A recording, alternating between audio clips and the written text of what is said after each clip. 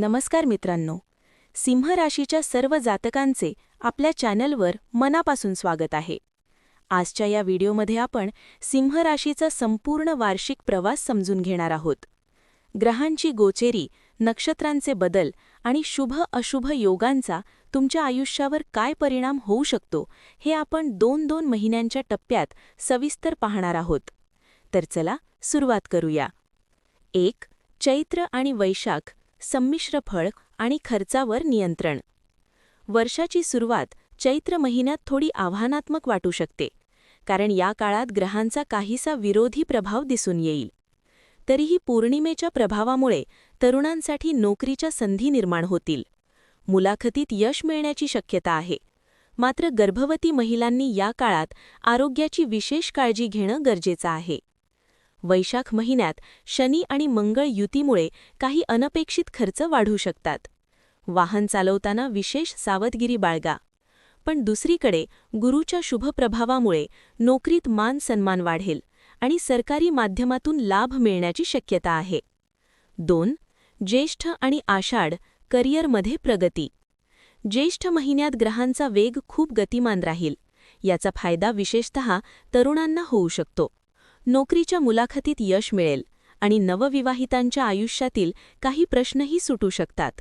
मात्र महिन्याच्या उत्तरार्धात व्यावसायिक कामात कामगारांमुळे थोडा त्रास होण्याची शक्यता आहे.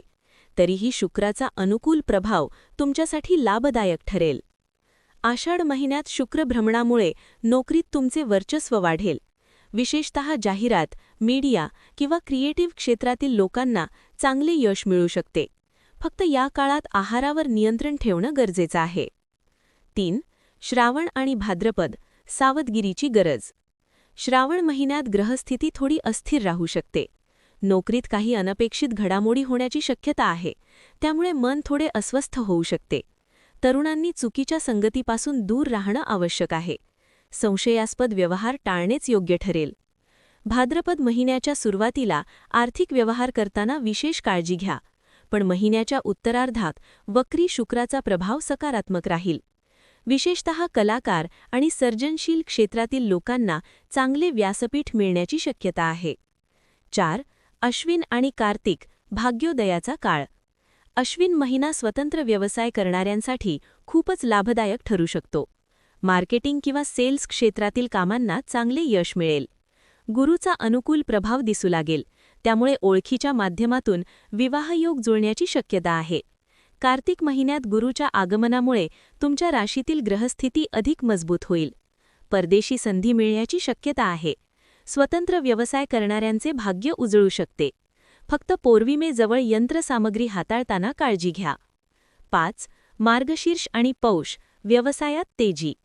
मार्गशीर्ष महिना गुरूच्या कृपेचा अनुभव देणारा ठरू शकतो. नोकरीतील अडचणी कमी होतील आणि व्यवसायात तेजी दिसून येईल. कलाकार, खेळाडू आणि सर्जनशील क्षेत्रातील लोकांसाठी हा काळ विशेष लाभदायक ठरेल. पौष महिन्यात परदेशी व्यापारातून चांगला आर्थिक लाभ मिळू शकतो. कुटुंबातील मुलांशी संबंधित काही प्रश्नही मार्गी लागतील. मात्र सूर्यग्रहणाच्या पार्श्वभूमीवर आरोग्याची काळजी घेणं आवश्यक आहे. 6. माघ आणि फाल्गुन, सामाजिक प्रतिष्ठा. माघ महिन्यात नोकरीत काही घडामोडींमुळे थोडी अस्वस्थता जाणवू शकते. वरिष्ठांशी बोलताना संयम ठेवणं महत्त्वाचे आहे. रागावर नियंत्रण ठेवणे हिकाचे ठरेल.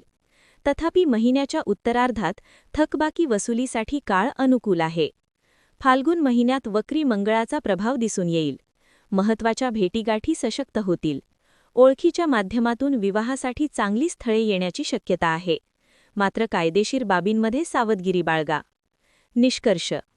एकूण पाहता सिंह राशीसाठी हे वर्ष परिश्रमातून यश मिळवून देणारे आहे. योग्य निर्णय, संयम आणि ग्रहांची साथ यामुळे तुम्ही तुमची अनेक स्वप्ने पूर्ण करू शकता. जर तुम्हाला हा व्हिडिओ आवडला असेल तर व्हिडिओला लाईक करा, चॅनलला सबस्क्राईब करा आणि तुमचे मत कमेंटमध्ये नक्की कळवा. धन्यवाद.